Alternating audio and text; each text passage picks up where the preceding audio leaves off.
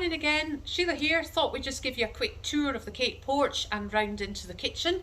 So this is where during COVID we've held our one-to-ones with you guys, but also we've handed over all our cakes to our clients on this little table here. We put it on the table and then they come forward to lift it. And if you were here at Christmas, we had a tree up, and at Easter we had our Easter tree up. And actually this is where our students have a break. Sometimes they come out and have lunch here, if indeed I give them a coffee break, that is.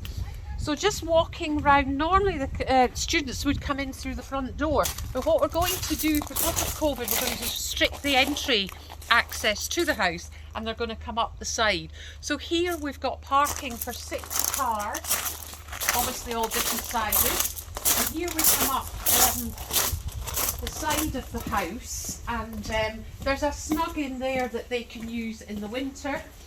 And as we come round into the garden, this is the Habod here. Habod, I'm married to a Welshman, which is Welsh for summer house. The students will have their lunch out here, and when it's really sunny we have a brolly that we bring out for some shade. And this is where I have my morning coffee. I bought a new cushion for the video. And welcome to the kitchen. This is where it all happens.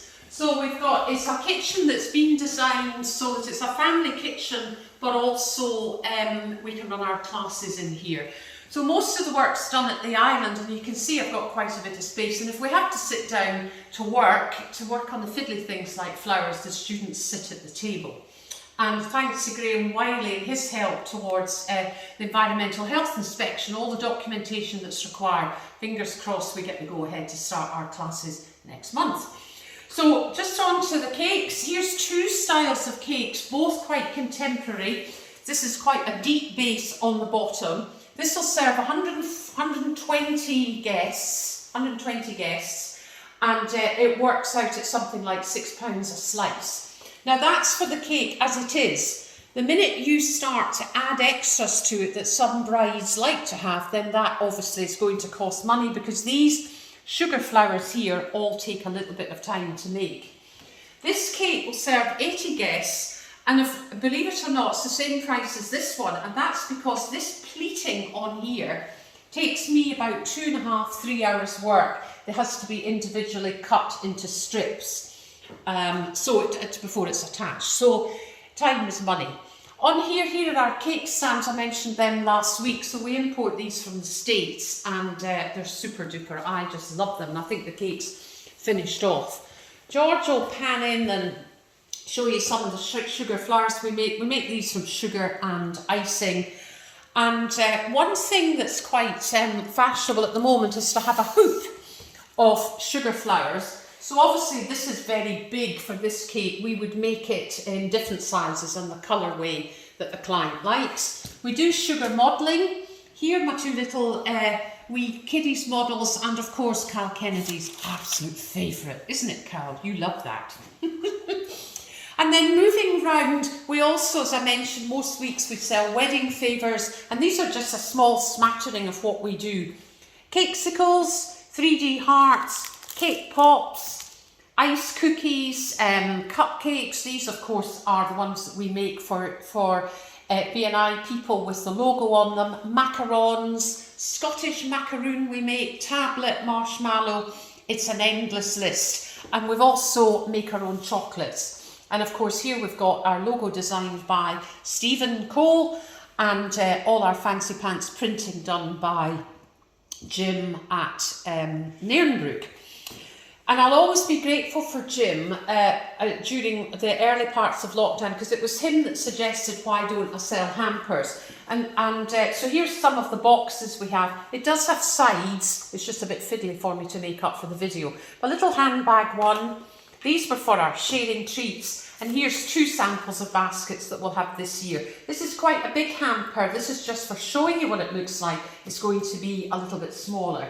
And of course these things that you see on the table and everything I've mentioned will be boxed and labelled, and they will fit in the hamper, and they'll be lined with straw. So Kyle, I had a one-to-one with Kyle the other day, and he said, how on earth do you transport your cakes when they are stacked? So this is basically a cake board that we've made with MDF. I get them specially cut at B&Q. This is not a very good one. And I get out my Bob the Builder drill a hole in it, and I've usually used some form of wooden dowling. I don't have any left, but this is a giant barbecue stick, just demonstration. And we feed it in like that, glue it in, and then you feed each tier of your cake on top of that. And that makes it easier for clients when we're transporting the cakes, because some clients don't want to pay for our for us delivering cakes, so we deliver them in nice big boxes. This box, for example, I get these mainly made to order, and they start round about £15, but they're corrugated cardboard and they are really secure. They would be much more secure for travelling as I have here, but it's just to show you what is in the box here.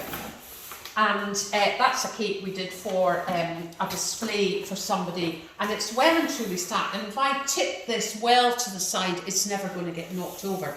Actually, you might be interested, ladies, this ribbon is about £10 and more a metre, but it's quite fashionable at the moment. And that's our cakes. And that's it. Thank you very much. Just to finish, thank you to Scott for painting our kitchen. It looks great in the sunshine here.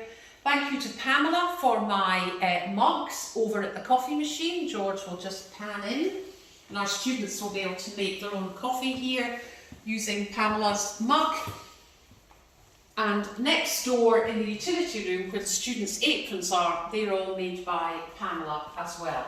I hope I haven't forgotten anybody. Thank you.